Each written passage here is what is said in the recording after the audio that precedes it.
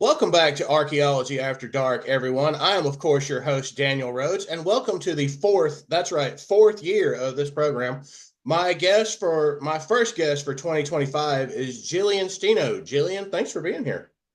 Yeah, thank you so much for having me, Daniel. And I'm honored to be the first guest of the 2025 year. It's going to be a big year. I can feel it. Yeah, and then there are the memes that are like, oh, 2025 started already, and we need to wait for 2026. 2026 is going to be my year. Oh my gosh. Yeah, I just keep looking forward, and I feel like 2020 was a year ago, and I would see all the memes of like 2020 vision. Like, I don't have that like 5 years ago. It's just crazy. I don't know. I don't know what to think of it, and yeah, I feel old, but also very young at the same time. So I don't know what to think. But we'll get through it together. We'll be fine. So tell us a little bit about yourself. Yeah, so I work for the Arkansas Archaeological Survey, which is a statewide organization affiliated with the University of Arkansas. And I also work with the Arkansas Archaeological Society, which is a nonprofit volunteer organization that partners with the survey for a lot of bigger outreach events. So I do a lot with our larger sort of events throughout the year with the society. So our annual training program in archaeology, our annual meeting each September, and then Archaeology Month in Arkansas, which is coming up in March. So if you're in the area, there's a lot of really cool events that we put on. It's a joint event sponsored by the survey and the society. So we do um, larger public days. We also do a big poster, which is going to be really cool this year. I'm very excited. So yeah, it's a cool job. I have my master's in archaeology, or in anthropology with a focus in archaeology from the University of Arkansas. So that's kind of how I ended up here, ultimately. But it's been a blast so far. This is let's see, starting my third year in this position. So there's still a lot of work to be done, but I'm having a lot of fun and love all the people that I work with. So Yeah, that is the fun thing about archaeology is you get to work with all kinds of people. You get to work with academics, advocationalists, and people who are just, stoked to be there. And those are some of my favorite people. It's like, I don't know anything about what's going on, but I have blanket enthusiasm about everything that you're doing. yeah, that's the cool thing about the discipline is anytime you tell people that you're in archaeology or you're interested in archaeology, they have either, conspiracy theories that they kind of believe in, which we have to kind of pick apart and set them down easy with that. But on the flip side, it's like people just want to know anything at all, like what's the coolest thing you found or any digs that you've been on that are really cool. So yeah, it's just a really great way to connect with people right off the bat, or they don't even know what archaeology is, and then you get to tell them, and so that's exciting too. It's a discipline that opens a lot of doors for connections with people for sure. And then you see the people's faces when you tell them what the coolest thing that you've ever found is. It's like, so this is really cool to me. It's a 13,000-year-old rock. And they're like, wow, it's a 13,000-year-old rock.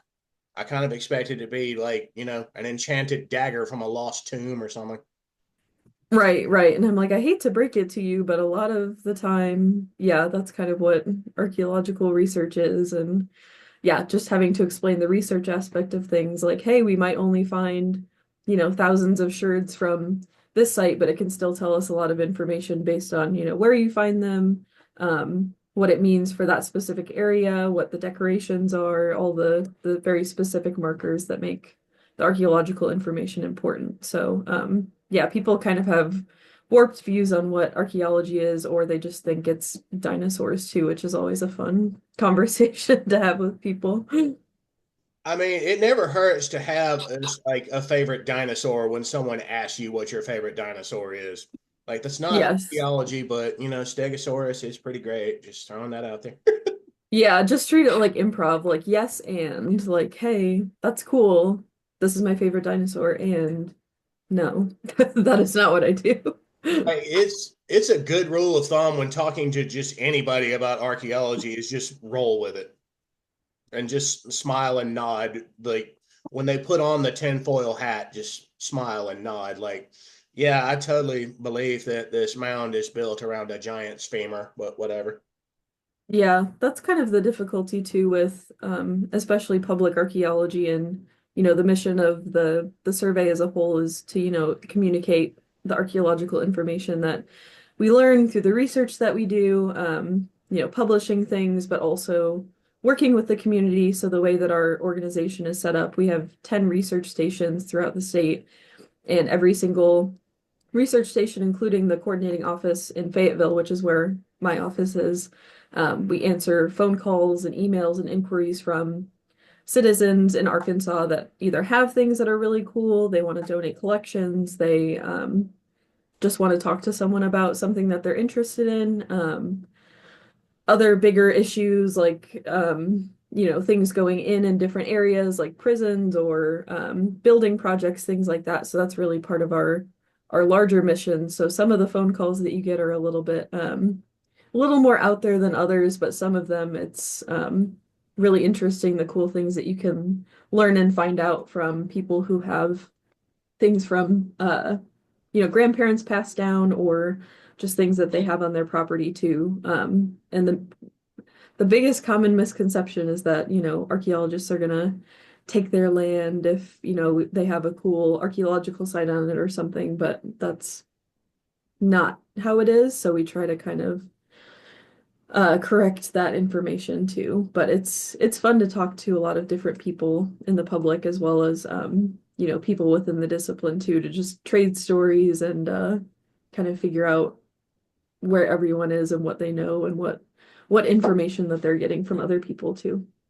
Yeah, and you want to make sure that the information you put out there is accurate. Like the legislation, whenever it changes, people need to know that it's not okay to go, arrowhead picking on government land because, again, folks, that's a felony. You can't do that. hmm Yeah, and that's the biggest push with the society. So our volunteer organization was founded in 1960, and that was a lot of, the impetus for it was pushing forward a lot of the salvage excavations going on throughout Arkansas as well as the Southeast. And a lot of people were going out and looting sites. They were taking important information. But this was kind of a way for members of the public who had knowledge about the land, who knew other landowners that had important sites, to kind of pair up with archaeologists and do these sort of annual excavations, which is how the training program kind of got started. We needed a big base of volunteers in order to get things started because, if only archaeologists were the ones excavating and doing lab work, then we would get probably like a tenth, if not a 20th of the amount of work done that we get in a whole year. So the society is great for the volunteers that it attracts, and they all have, their own specific skill sets, being a chemist in the future or in their past career, people who are, really good with numbers, with data processing, things like that. Um, so yeah, just trying to get a lot of people, more in the mindset of what archaeology is important about, what the society is and how we teach people to ethically, excavate during those very specific times where they're working with survey archaeologists and not kind of going out on their own and collecting artifacts, collecting data, things like that. Kind of imploring them with the implications of it. So why it's problematic, how it affects past people, how it affects current, tribal stakeholders as well as descendant communities as well. So that's why we kind of have our, ethics statement within the society as well, saying, hey, if you want to be a part of this organization, that's awesome. You have to have an interest in archaeology and you have to understand why we do it and why it's important and basically say that you're not going to collect any artifacts or other information that could, degrade the archaeological site that we're working on. So it's definitely something that people don't necessarily keep at the forefront of their mind, but that's kind of why we try to let people know as much as possible. And with the training program, it's fairly easy to do because we're all in one place and, there's supervision and things like that. So the the conversation around it is changing a lot too, because I know in the past, avocationals and volunteers would, go out and record sites, things like that. So it's kind of changing, and we have to adjust. And the sentiment has always been the same that people in the community, people who have a vested interest in the community, should be the ones that are involved in the research that's being done, asking the questions, things like that too. Yeah, and I assume that since the training program is something you guys do every year, right? Mhm. I assume Yes. you have to update it every so often when new legislation or something gets passed, like as it relates to like repatriation or cultural resources or something. Yeah, that's the great part of us working with the survey. So we have a lot of staff that deals with specific regulations with tribal communications. So we have our NAGPRA coordinator, the state archaeologist, our director, and then the dig director as well. So there's a lot of planning that goes into it on the front end of things, especially with we're going to have our training program in 2025 in June at Plum Bayou Mounds. So that's an Arkansas state park. So kind of the rules, regulations, and kind of the process for getting it all set up in that setting is a lot different than if we were working with a private landowner, which is what we've done for the past couple years. Um, so, paperwork is different. Having different signage up is very different. Where to put things, like, I deal with a lot of the logistics for things. So it's things like porta potties, like ice, camping, things like that. So even the places that we're not necessarily, doing the excavation, we have to think about how we're following the procedures and things like that. But it's a really great opportunity to build really effective relationships with different organizations, especially with the society being a component of it, because, the survey is a statewide entity. Um, we work with community members a lot of the time. We work with different agencies, but having volunteers from different parts of Arkansas and also from different states as well, just coming in and seeing the operation and seeing how we all kind of work together to get to that end goal is really, really cool, and why I'm happy to, be a part of it year by year. So Yeah, and that's, you brought this up. I don't think people realize how taxing archaeology is logistically, like just the amount of not even actual digging, just like coordinating just so you can go dig is unbelievable. Like the amount of paperwork alone makes my hands hurt just thinking about the paper cuts I've gotten from doing it. I know. Yeah, yeah. And a lot with the volunteers, like especially for a program of that size, I mean, registration alone is just like mind-boggling, especially with it being at a state park. We're expecting at least 100 volunteers to show up. So coordinating, what time they're arriving, what day they're arriving, what seminars they're going to take. So we offer that as part of a continued learning experience. So if they want to take the basic excavation seminar, they need to be there for 5 days. Whether they're camping, so if they're camping, have they paid all of their fees? Um, different merch that we have to have for sale. So that's kind of on the volunteer side of things, which is very difficult, and I'm glad that there's someone doing it and that someone is me. I might not be the best person, but it's a very steep learning curve, and I'm happy to do it, and it really allows me to meet a lot of different volunteers very quickly, which is really awesome to see people coming back year by year.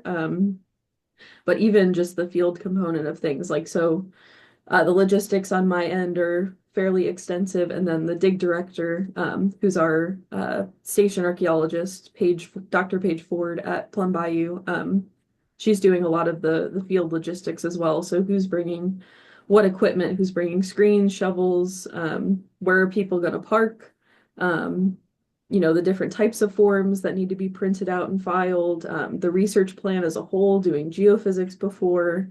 Um, we also tried our hand at using iPads last year for some of the data collection in the field, which is, another sort of evolving tool that we're trying to figure out. But yeah, it's a steep learning curve, and there's a lot of adjustments that need to be made in time too. So that's just a testament to all the people that work at the survey being super flexible and awesome, and the volunteers just being able to give their time and also being flexible too, because we have a lot of fun. And I think, people that come can kind of see that too. So it's a really special program. Yeah, and for those of you who haven't kept up with the show up until this point, Paige Ford actually did an episode last year on Plum Bayou, and it was really great. So feel Mhm. free to go back and watch that, and kind of plug in the training program side at the same time. Yeah, yeah, please. If anyone is interested, all you have to do is be a member of the society. For an active membership, it's $25 a year. And you get our newsletter, which has a lot of announcements and shorter articles and um, current research happening in Arkansas. And you just have to be over the age of 8 years old, and anyone under 18 needs to have an adult with them at all times, but you don't need any prior experience. And it's just a great way to get your feet with archaeology. And if that was something that you wanted to do when you were younger, but never thought it was practical enough, then you can do it as a fun 2 week program in the summer. So Yeah, I mean, anybody who does an archaeology training program, it's always during the summer. Southern state in the summer, what that's going to be like. It's going to be hot, so be prepared for that. yes, yeah, and especially down by Plum Bayou, there's a lot of oxbow lakes, so water, summer, mosquitoes, bugs. It's gonna be an itchy summer, but it'll be a lot of fun. During the daytime, it'll It's a be fun kind of itchy. yes. Yeah, it's just yeah. It's Probably should have phrased it. we'll all be in it together. It'll be a trauma bonding experience. I I feel like it mean, always nothing is. brings people together more like shared trauma, and that's like an Mhm. overall statement of archaeology. Yes. I will say that that is the biggest thing, like year to year, we always reflect on things that happened the years before. So my first dig in this position currently as the Society Survey Liaison, there was a huge storm the last day of the program, and a lot of us camp either in tents or in campers, and I was unfortunately in a tent by myself. And there was a huge storm that came in, blew in off the lake. We were staying at a an Army Corps campground, and my tent completely broke open, flattened me pretty much inside. This was like midnight. It was insane. So I'm texting my coworkers like, "Hey, I'm trapped in my tent. Like, can you come help me?" They're like, "Where? I don't what's happening?" And it was quite literally like parallel with the ground. It was insane. So things like that, like just having those crazy scenarios of, character building, I think is the best way to say it. Just gives you a lot of fun things to look back on in the future and kind of encourage people to come in and experience things. Hopefully not that dramatic, but I swear there was going to be a tornado that night, but alive. And We that's made one of it. like the fun surprises of studying archaeology is the the educational programs are great, don't get me wrong, but they don't prepare you for like the real world outside of the campus environment. Like, oh, there's a storm on campus. Well, we can just huddle up in the lab. It's fine. And you're out in the field. Mhm. Like, oh God, no. Yeah, and that's the biggest thing that I try to tell my students. So I am a teaching assistant up on campus, part-time as well. And a lot of the students in my introduction to archaeology class are, interested in going into the field, either, large amount of interest or just kind of like dipping their toes in the field. And that's kind of why I tell them, hey, you should go to the training program because it's like a field school light, honestly, just to see if you actually like it. If you might want to change careers after coming to the training program for a little bit, that's okay too. It's very, low risk, high reward, probably is how I would describe it. Um, but yeah, I mean, it takes a special kind of person to be able to camp out for 2 weeks, especially if you're in a field school. I mean, it's, 6 weeks at least. So it's a good way for them to kind of gauge their interest too. So that's one of the other benefits as well. Yeah, somebody sent me, I'm 90% sure it's a fake book, but it was like a fake book cover and it said, The Desire to Be an Archaeologist and Other Diseases of the Brain.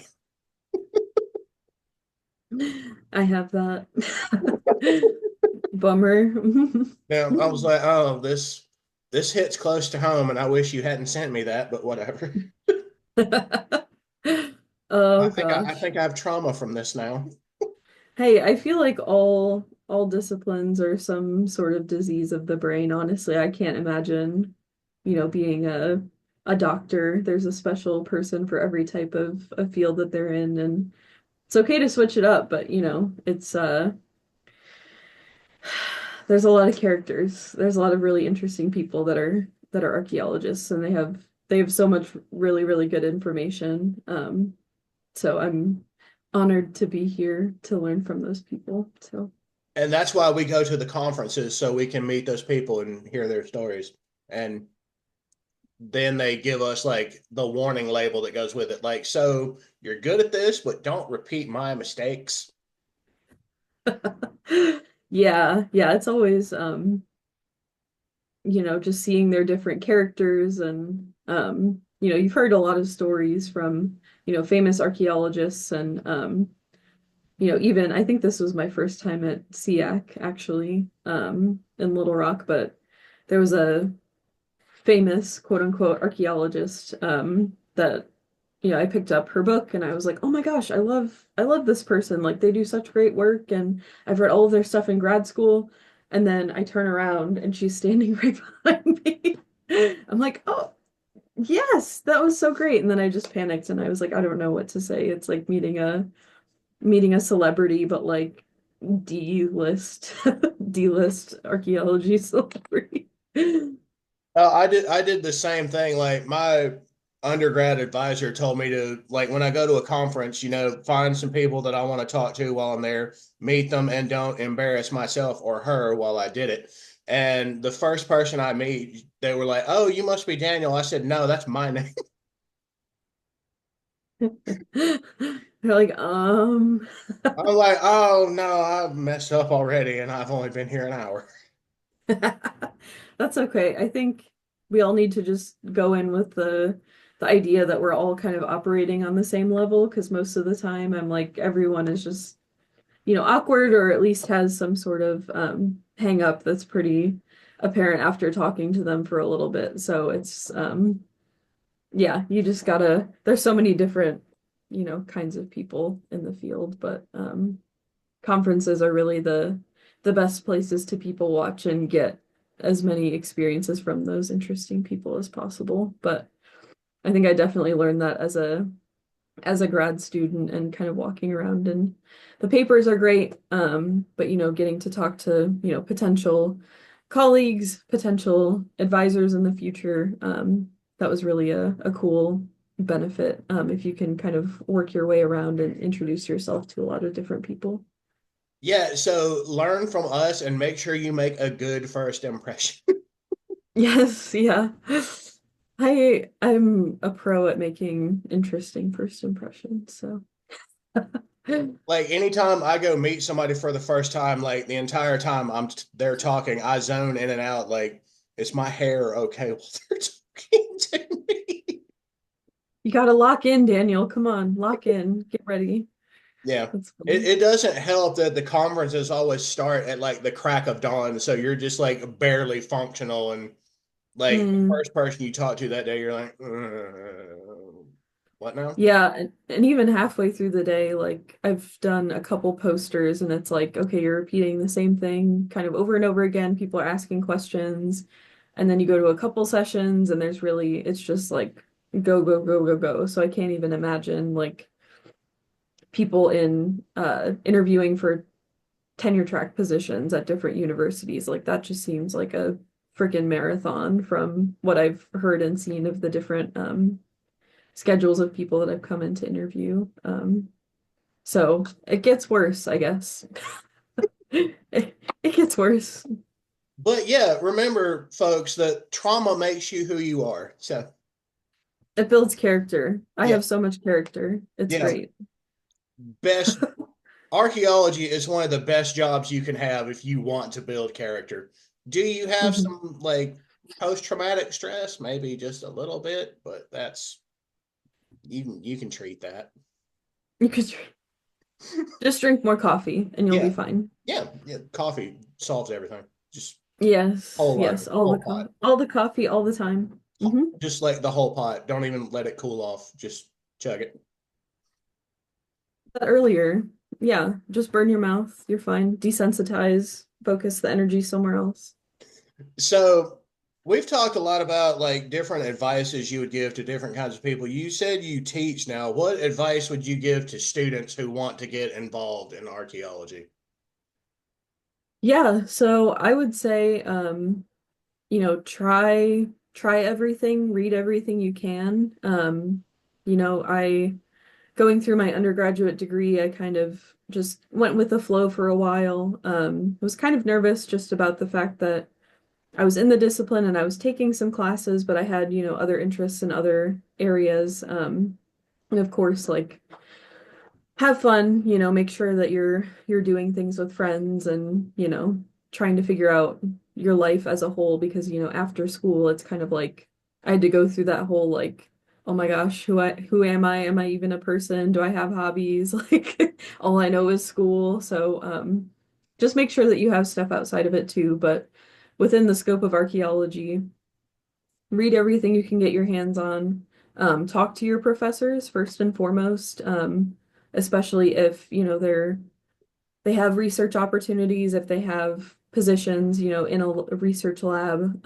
Those are the best ways to kind of get your feet wet and just try different things out, and you'll probably meet some really cool people along the way too that'll help you down the line. Um, but yeah, first and foremost, just ask as many questions as possible. And if you don't know what you want to do, that's okay.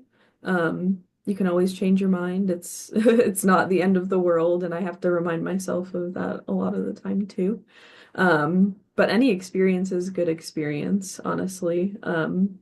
So just follow your heart, and what other cliche things can I say? Yeah, Your just homework. do your homework. Follow your heart, do your homework. Eat your fruits and vegetables, drink water. That's a big one. Drink Yes, water. yes. Get at least 8 hours. I think that's what the National Health Organization recommends. You won't actually get that as an archaeologist, but try to Mm-mm. get at least six, I think is the minimum now. Yeah, six is good. Six is good. Seven's even better. Eight, I don't know if I've I ever feel like gotten eight eight. is pressing your luck as an archaeologist. Definitely. Yeah, there's always some amount of like inherent stress, but I mean, you do what you can, especially out in the field or at conferences, you just gotta push through. But yeah, I mean, if anyone has, questions for me and how I got to the place that I am right now, I'm happy to answer any questions. Just if you don't know anyone in the field of archaeology and you don't know where to start, we're all really good at kind of ping-ponging, pinballing people Yeah, to different places. So just connecting like a web, it's beautiful. So yeah, that's the biggest, piece of advice that I would give. Just talk to people, explore all of your interests. There's no pressure, like you don't have to figure it out right off the bat. And I'm still telling myself that, so it's okay. yeah. And that's, another thing I learned about going to conferences and things is like everybody knows everybody. Like my professor introduced me to like five other people and I was like, I've never heard of these people, but they're awesome actually after I finished talking Mhm. to them. Yeah, yeah, and especially, with the younger crowd, we're all gonna kind of move our way up eventually into the higher world of archaeology. So it's really cool to know different people in different places, especially within, different subdisciplines of archaeology. So if you need like a paleoethnobot person, then you have one in a different place, or if you need help doing compositional analysis, having a person for that, but also just, people to commiserate with as well is important, and people to learn things from, because a lot of what we do in archaeology, I feel like we're like somebody's already done this. We're trying to not reinvent the wheel. We should just form a network and try to workshop things together. So I think that's really, really beneficial, at least within the public archaeology sphere, is that I've encountered a lot of that, which is really, really, really cool and encouraging that people are trying to build other people up too. So Yeah, and then you go to the conferences and it's like a group therapy session. Like, oh, these are the problems we're having, and I'm like, oh, I'm having the same problems too. How can we fix it? Yeah, yeah, like I mean, that's pretty much why I was introduced to you in the first place. Like we met at the Public Archaeology Conference in Pensacola, but I knew that you were with the Alabama Anthropological Society, Archaeological Society. It depends state to state, so I'm like, I don't know. Archaeological, yeah. Okay, because I know Oklahoma is anthropological, so I'm like, who is what, where is what? So yeah, Alabama Archaeological Society, and the Arkansas Archaeological Society have a decent amount of like overlapping problems, and this is kind of something that I've talked with people from the Council of Allied Societies within the Society for American Archaeology too, is it's a different age, it's a different way that people are communicating with each other. People have different interests, different ways that we can kind of give them information. So it's difficult to try to predict that when you're not necessarily all on the same page, or a lot of people don't have training in like social media content, website design, like all the things that are really important to reach different audiences. So I think the biggest thing is just, being adaptable too, which is maybe another thing that I could offer as a suggestion for folks in the future. Just do a lot of different things, accumulate skills, even if it doesn't seem related, like it will always be, appreciated when it comes time that you need to use it. Like I had some, website content experience in like high school with like coding, and I don't remember any of it, but I at least know how to like operate a website and change the information. So that's been really helpful. Um, but yeah, just accumulate as many skills as possible because they'll come in handy when you kind of least expect it. So Well, Jillian, thank you so much for being here. I really appreciate it. And I hope all of you have gotten something out of our first episode of 2025. I keep having to remind myself that it is, in fact, 2025 when I write emails and things like that. So, yeah. good luck to everybody else on remembering to do that too. Because And and if you get a meme that says wait for 2026, it's perfectly fine. If you've messed up in the first 7 days of the new year, just there are still 350 some odd more days still in the year, so you have plenty of time to make up for it. Thank you. That really helped. I totally lost my apartment key this morning, so I need to go look for that later, but I think I can turn this year around. I think it's good. It's looking good. Yeah, again, you have plenty of time. So sad. I mean, that's what this program is here for, to make the sadness hurt a little less. That means so much to me. You have no idea. Just start sobbing on screen. Oh my God. That's what editing Oh, is for. I edit out the parts where I have emotional breakdowns when I talk to okay. people. Okay, good. I was like, is this thing gonna be edited or is this just like raw, uncut? Like, man, she sounds crazy. Well, But hey, Jillian, that's real. Mhm. yeah. Yep. Well, again, Jillian, thank you so much for being here. I really appreciate it. Yeah, yeah. Thank you so much for having me. And I appreciate you and your time and everything that you've taught me up until this point. And I'm just grateful to know you and get to work with you. So thank you. Well, y'all, that's going to do it for this episode. Stay tuned for more. Let me get my hand in there so you can wave it out.